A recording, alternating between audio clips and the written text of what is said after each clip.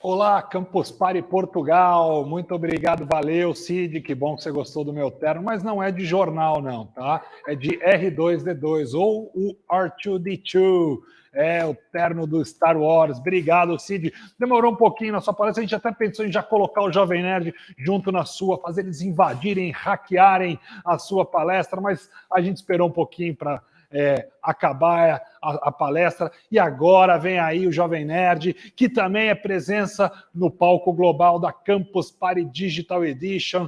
Muito obrigado ao Ale e ao Dave por compartilhar o conhecimento riquíssimo de vocês, e vocês vão falar agora aqui na Campus Party Portugal. Muito obrigado com vocês aí, Jovem Nerd. Pronto! Claro. Quem é que sabe mexer com live? Só o Cid. Agora sim, lada, nerds! Tudo bem? E aí, Tunico, obrigado. Adorei o terno de jornal. Eu sei que é do R2D2. Olha aqui, ó. Deixa eu mostrar, ó. Eu tô sabendo, tá caindo tudo aqui. Olha aí, eu sei que seu terno é o terno do Star Wars, Tunico. Gente, muito obrigado a todos por estarem aqui conosco. Obrigado a todo o pessoal que acompanha o Jovem Nerd e ao pessoal. Olha, Leonel Caldela está aqui conosco! Sou RPG, o mestre contra os jogadores. Sim, estamos aqui para falar de RPG. O Azaghal não está aqui, infelizmente, não, como tudo é ao vivo, temos contratempos, mas aí chega the next best thing, Leonel Caldela. Mas olha, é muito legal que o papo que a gente está tendo, que a gente se propôs a ter hoje, é sobre o Nerdcast de RPG, certo, Leonel? Isso aí, vamos. Será que a gente vai revelar algum bastidor, algum segredo, alguma coisa assim? Exatamente. Então, eu quero agradecer a todo mundo que é fã do Jovem Nerd que está aqui conosco, o pessoal de Portugal, nossos queridos patrícios. Temos muitos fãs de Portugal, obrigado. Um beijo para todos vocês por acompanharem o conteúdo do Jovem Nerd. E, para quem não conhece, a gente vai falar um pouco sobre um conteúdo que a gente tem feito há 10 anos, que são os Nerdcasts de RPG. Uma vez por ano, a gente tem um podcast há 14 anos, o Nerdcast no Brasil, o podcast número 1 de audiência no Brasil, e a gente, dentro do Nerdcast, a gente inventou de gravar as nossas aventuras de RPG, que era um sonho de longa data. Será que a gente consegue criar uma aventura de RPG em podcast? E a gente acabou moldando um mix de narrativa do RPG, do jogo, do gameplay, com um pouco de audiodrama. E então, o que foi para a produção? A gente, não, relaxa, não vamos compartilhar a tela, tá tranquilo. É só eu e o Leonel aqui, estamos juntos. Então, o que acontece? A gente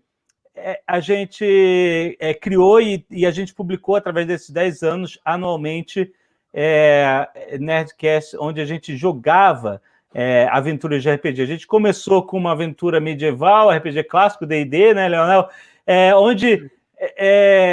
o Leonel não participava nessa época, mas ele entrou depois para meio que definir esse universo, porque a gente eu era o mestre dessa aventura e eu criei como meio que uma nota de rodapé na aventura um personagem lendário chamado Rough Gunner, e ele era só uma desculpa para dar umas armas poderosas para o nosso grupo, para eles enfrentarem um dragão já na primeira aventura.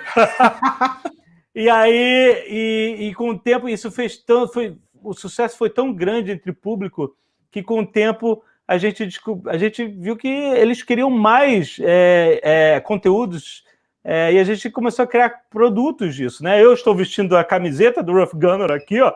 Olha só, cadê? Aê!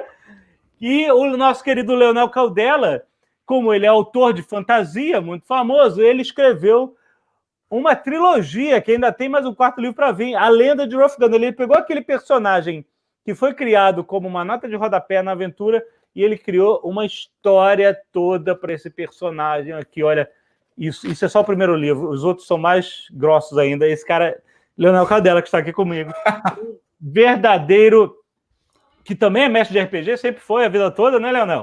Além de escritor.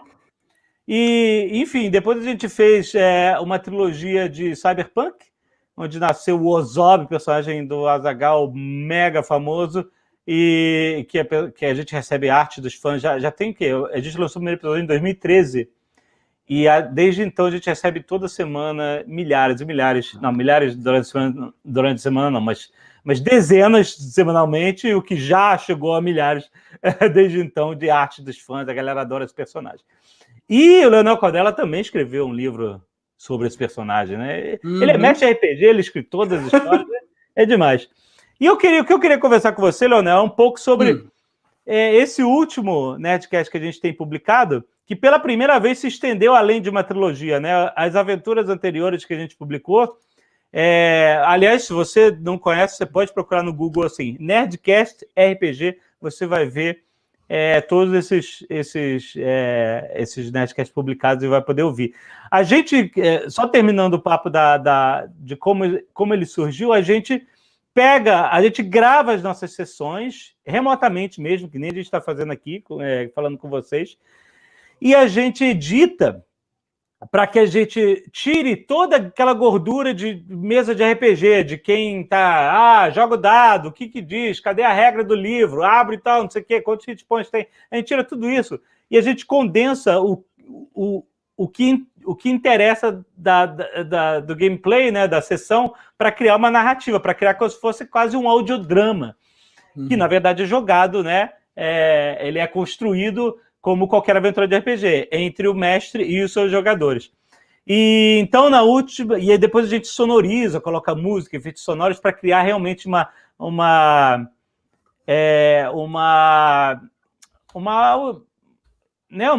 experiência imersiva. E... Então, eu estou lendo o chat, vocês produtores falando aí... Vocês estão ouvindo o Leonel, né? Então, é isso que eu queria saber. Estão me ouvindo? Eu posso falar o seguinte, ó. Rola um D20, faz um teste de sanidade. Tomou 26 de dano. Exatamente. Então, o que acontece? O Leonel, ele entrou para ser o mestre dessa última aventura que a gente começou 3 anos atrás, já indo para o 4º ano, porque a gente está um ano atrasado, é isso? Na publicação? Assim, talvez esse seja um assunto meio tabu. Assim. Exato, né? Mas era para ser mais uma trilogia de terror dessa vez, né? Porque a gente gostou da ideia de variar os temas, né? Primeiro medieval, depois a gente foi para o futuro, fez cyberpunk, e aí agora a gente está em uma aventura de terror baseada em HP Lovecraft, né? Aquele terror de Cthulhu, né? Baseado no RPG Call of Cthulhu, onde os jogadores eles são investigadores, geralmente lutando contra cultistas que querem trazer os anciões, né, os grandes anciões como Cthulhu, para a Terra e dizimar tudo, etc. Então é uma temática muito maneira que o Leonel, né, você tem uma experiência ampla, né, com Cthulhu, né? Sim, cara. Na verdade, toda a minha história com o Jovem Nerd é um negócio maluco, né? É muito sincronizado. Porque eu era fã do Jovem Nerd desde antes de existir Nerdcast, desde que existia lá a Casa dos Heróis, sei lá, 2003, por aí. É antigo, é isso mesmo. Cara, assim, eu era fãzão, assim, e depois, vindo Nerdcast direto, e daí, quando eu primeiro conheci o Eduardo Spohr numa convenção de RPG, nosso e quando rolou, também. O grande escritor Eduardo Spohr, da Batalha do Apocalipse, e quando rolou o convite para fazer a trilogia de Gunnor, para expandir o universo do Nerdcast RPG, minha cabeça explodiu. Muito entusiasmado. E com a nossa relação profissional foi evoluindo, né? E vocês me convidaram para para mestrar um Nerdcast de terror. E eu já pensei, terror, o pessoal em geral vai gostar daquele terror clássico, né? Vampiro e tal. O Alexandre falou assim, cara, quem sabe Call of Cthulhu? E eu tinha acabado de mestrar uma campanha de 5 anos de Call of Cthulhu pro meu grupo. 5 anos? Nossa! Então, assim, eu tava com tudo aquilo na cabeça, todas as coisas, todo mestre tem isso, né? Tem muita coisa que tu não consegue botar na história, mas que tu gostaria. Então já tem todo aquele arquivo de ideias. E o jeito como eu mestrei essa campanha de 5 anos foi uma pegada terror misturado com aventura, né? Era uma coisa bem movimentada mesmo. Então, fechou muito com o estilo do Nerdcast RPG. Quando vocês vieram com essa ideia, não vamos fazer um Call of Cthulhu meu, sei lá, eu acho que eu fiz um sacrifício, sabe, para realmente coisa dar tão certo assim. Então, para vocês entenderem basicamente como é que funciona no nosso caso, as nossas aventuras que viram Nerdcast RPG, elas são. As pessoas. Uma coisa que perguntam muito é assim: é roteirizado? Tudo que vocês fazem é roteirizado? Vocês estão fingindo que estão jogando? Então, não. Assim, sim, se você pensar no mestre, no que ele pensou, os personagens vão falar isso, né? Vão falar que vocês vão encontrar algum NPC que vai meio que dizer qual é a aventura que vocês estão, o que vocês têm que fazer, etc. Isso sim é roteirizado. Mas a resposta dos personagens não é roteirizada. Essa que é a graça, isso que é o RPG, né? Tanto que para que esse que está mais recente, isso aconteceu em todos os Nerdcast de RPG, dos personagens simplesmente não fazerem o que o mestre queria que fizesse. Isso vai ser a nossa sessão de terapia, que os dois mestres, a gente vai se abraçar virtualmente, vai chorar. Assim, esse grupo não faz o que a gente quer. Não faz, exatamente. Por exemplo, eu tenho um exemplo bom para dar do segundo episódio do Nerdcast de RPG do Cyberpunk. O segundo episódio é o que eles entram dentro da... Eles roubaram um Android e eles... no segundo episódio, metade do episódio, eles dentro da cabeça do Android, que eu acabei criando uma viagem maluca de... Tu também, né? Tu pediu pro grupo anarquizar, né, cara? Tu fez uma viagem psicodélica, maluca, passageiro do futuro, sei lá. Então, era justamente como eu gosto de trazer um pouco de clichês dos temas que a gente, quando a gente faz RPG, e sempre que eu mestro e tal, uma vez que eles decidiram entrar na mente do robô, eu fiz uma coisa meio passageiro do futuro, meio ciberespaço dos anos 90, sabe? Uma coisa meio... E aí, assim, eu entendo que muita gente falou, não, é muita viagem, estou nem entendendo direito o que está acontecendo, e eu entendo a crítica e até concordo. Mas isso foi uma adaptação que eu fiz meio que na hora. Porque a ideia era que eles sequestrassem o robô e eles... o primeiro episódio foi a missão de um assalto, deles roubarem esse Android. E aí, no final, eles teriam que contactar a pessoa que deu a missão para eles. Roubamos o robô, e aí, o que vai acontecer? E aí a história ia a partir daí. Só que eles decidiram não confiar mais na personagem. Eu falei assim, não confio nela, vamos nós mesmos fazer aqui. Aí eu tinha preparado tudo para os caras ligarem e tal, sabe? Aí eles não, vamos entrar dentro da mente do robô. E eu falei, caraca, what? Aí eu fui inventando na hora, cara. Foi aquela loucura. E com o Leonel aconteceu isso também nesses episódios de Call of Cthulhu, né? Algumas vezes.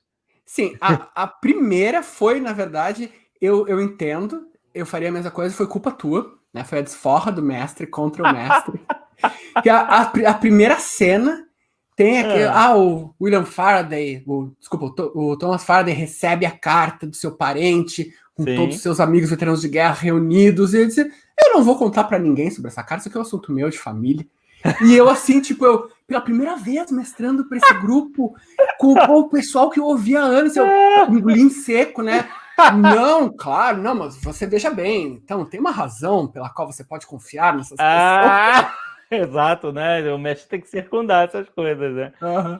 Mas, e também tem uma famosa que era no segundo episódio, onde os personagens vão parar lá no labirinto. No subterrâneo do estádio da Olimpíada de Berlim, de 1936. Eles iam lá para interromper um ritual lá dos cultistas. E aí tinha uma entrada para um labirinto. Aí, no final do episódio, era o seguinte, gente, a gente estava gravando, a gente grava em várias sessões, e depois que a gente corta em episódio ou 2 e tal. Quando a gente estava gravando, o Leonel estava pronto para a gente entrar no labirinto, né? Só que a gravação tinha sido tão longa e tinha acontecido coisas dramáticas, como a morte do Billy, o cachorro, etc. Que a gente falou assim, e o personagem do Carlos Voltor, que ficou insano e virou um faceless e tal. A gente falou assim, Leonel, a gente já chegou numa curva dramática tão grande que se a gente ainda for entrar no labirinto e o episódio está tão gigante, a gente vai perder o timing, né? Então é melhor a gente encerrar por aqui, faz o primeiro encerra esse episódio aqui, e aí no próximo episódio a gente faz o labirinto no início. Aí o Leonel, beleza! Aí quando começa o próximo episódio, o Azaghal fala assim, não vou entrar no labirinto, eu vou justamente pro outro lado. E aí, foi isso, né? Não, assim, cara, foi aquela pegadinha de um ano. Não. Demorou Vamos entrar no labirinto. Vamos entrar no labirinto. Ele preparou um ano, que a gente só foi gravar o resto um ano depois, né? A gente, beleza, vai ter o labirinto agora. Aí, tal! Não vai ter labirinto. Nunca saberemos o que teria naquele labirinto. Como é que foi pra você? Você foi desespero nessa hora? Cara, na verdade, vou dizer, tem uma coisa que me dá um desespero mortal como mestre, que é o grupo apático, é o grupo que não faz nada, que é o oposto do grupo do Então, na verdade, esse tipo de coisa eu até fico tranquilo. Eu sempre planejo as aventuras ao redor dos NPCs, né, dos personagens coadjuvantes. Então, eu sabia que os vilões tinham um plano e esse plano ia transcorrer independente do que vocês fizessem. E tinha a possibilidade, eu gosto muito de deixar os dados serem verdadeiros, assim, eu não minto nos dados, não procuro não salvar personagem e tal. Então, eu pensei assim, pode ser que eles entrem no labirinto e quando eles cheguem lá, os cultistas derrotem eles têm que fugir, alguém morra e tal. Então, eu já tinha planejado a aventura para caso os cultistas conseguissem acabar o ritual. Ah, tá. Olha isso. Olha o trabalho que o cara teve. Então eu planejei esses dois caminhos. Tinha duas coisas. Se os cultistas conseguissem fazer o ritual e vocês pegassem o Necronomicon, se os cultistas não conseguissem, vocês pegassem, assim tinha todas essas combinações, sabe? E daí, o que aconteceu foi, eu automaticamente fui para o meu planejamento de o pior caso possível, se os cultistas conseguissem fazer o ritual e vocês não tivessem o Necronômico. Tá vendo? E daí eu fui por esse lado e eu peguei algumas cenas que iam aparecer no labirinto só para dar aquele clima de terror mesmo e eu coloquei depois, que também é adaptação e improvisação logo do mestre. Depois. Né? Isso que é uma coisa que o mestre tem que sempre fazer. Às vezes você planeja para o grupo ir para um lugar específico e aí ele não vai para outro e tal. Você pode pegar alguma coisa, mas naquela cidade eles iam encontrar esse personagem e tal. Aí, tipo, pega esse personagem e joga no outro lugar. Muda um pouco o contexto e joga no lugar para onde eles foram e aí faz esse personagem aparecer, se fizer sentido na sua história, né? Então, essa é uma... Claro. Porque aí você não perde tudo. Se eles não foram para cá, então não vão encontrar nada que estava aqui. Às vezes eles vão encontrar parte do que estava ali que eu vou adaptar e mudar a história, né? Isso é o que a gente tem que fazer para meio que adaptar as coisas. O importante é o mestre nunca tentar dirigir muito o grupo. Você pode até sugerir alguma coisa e tal, mas senão o grupo perde aquela proatividade de entender que eles fazem parte da história, que eles estão montando a história, né? Então acho que o mestre tem que... Não, eu sempre tento dar alguma escolha real, sabe? Não é só estética. O que vocês fizeram foi uma escolha real. Ia ter um outro desenrolar de acontecimentos, por exemplo, vocês entrassem no labirinto, enfrentassem, podia ser que vocês matassem o vilão, o grande vilão, e daí o título de grande vilão ia passar para outro cara. Eu já tinha planejado isso. Tá vendo? Maneiro, exatamente. Mas assim, acabou que vocês nem vimos. Mas assim, cara, para mim, o maior momento de improviso, e que foi um dos maiores momentos de todos os anos que eu tô mestrando, sei lá, quase 30 anos já, foi o Billy, cara, que foi o que tu fez. Billy foi um momento dramático, foi um momento surpreendente. Meu, foi um momento que gerou muitos produtos depois. Foi um negócio inacreditável, cara. Olha, então, isso, o Billy, né, foi o momento em que o grupo estava preso num túnelzinho, no alto de de um salão, né? E os soldados nazistas estavam atacando a gente, e a gente estava espremido nesse túnel. E aí um soldado jogou aquela granada do exército alemão da Segunda Guerra, que era aquele amassador de batata, né? Que tem aquele negocinho. Ele jogou. E aí a gente não tinha muito espaço de manobra, né? E as primeiras reações foram os personagens que estavam ali na frente darem um tapa e tentar, né, jogar a granada para longe, que era o Rex e o Carlos Volta. Eles não conseguiram, falharam, e aí eu tive que agir rápido. Eu tinha um companion, que era um cachorrinho, que tinha muito mais espaço de manobra do que o resto do grupo, e eu fiz o sacrifício. Eu pedi. Olha só, eu falei pro cachorro pegar a granada, ele pegou a granada e não só salvou o grupo, como matou os soldados nazistas. Foi um grande herói, Billy. O sacrifício do Billy não foi em vão, cara. Foi heróico e foi eficiente. A galera tá escrevendo F aqui nos comentários. Pedro Tex. Então, mas o que acontece? Se isso fosse uma narrativa, tipo um audiodrama e tal, você poderia até fazer uma cena onde você vê que os caras não conseguiram salvar a granada, e o cachorro sozinho vai lá e pega a granada e salva o grupo, entendeu? Mas no RPG não funciona assim, porque senão o mestre estaria decidindo pelos jogadores a solução do problema, né? Então, no caso, na hora eu enxerguei como a única coisa que poderia ser feita para a gente não roubar nas regras, né? Tipo assim, morreu todo mundo? Ou então, sei lá, o Leonel vai falar, joga de novo dado. Isso é terrível, né? Se errou, joga de novo dado, né? Não é isso, né? A ideia não é essa, né? Então... Não, o que ia acontecer se o Billy não tivesse conseguido, ou se tu não tivesse tido a ideia, eu não sei se ia morrer todo o grupo, mas ia morrer pelo menos 2, assim, os 2 que estavam na frente, o personagem do Rex, o Buffalo, e o personagem do Carlos, né, o Venkman, cara, eles iam morrer quase certo, os outros iam tomar muito dano, então ia ficar bem mais difícil o resto da aventura, provavelmente a narrativa ia mudar toda, porque a gente ia ter que fazer alguma coisa para vocês irem pro hospital, porque não tem como vocês irem pegar um avião estando, sei lá, sem orelha, sem metade da cara, sabe? Tipo, é impossível. Sim, exato. Mas então, assim, vocês iam ter sido feitos prisioneiros, cara. Ia ser uma história completamente diferente. Sinistro, né? E depois acabou sendo uma cena super dramática e a gente viu depois que, caramba, na hora de construir, na hora de editar isso e transformar numa cena, vai ser super dramático porque faz parte do universo de Cthulhu ser dramático, ter esse perigo real, de ter sacrifício, né? Os personagens morrerem e tal. Então, super deu certo, mas foi algo que foi criado. As pessoas, vocês pensaram nisso, não pensamos, foi tudo criado mesmo ali no ato. E isso que é o legal do RPG, né? E transformar isso, e valorizar isso, né? Que aí a gente transforma, na hora de editar, coloca música super dramática, coloca câmera lenta nos áudios, ecoando e tal, e fica de chorar mesmo. Ó, o pessoal avisou aqui que tem 5 minutos. Eu quero responder. Quem quiser mandar pergunta aí no chat, eu estou vendo aqui no YouTube. O Brazuca perguntou já por que está demorando, por que demora para sair o Nerdcast RPG e por que um só por ano e tal. Também eu vi outra pessoa perguntando algo parecido.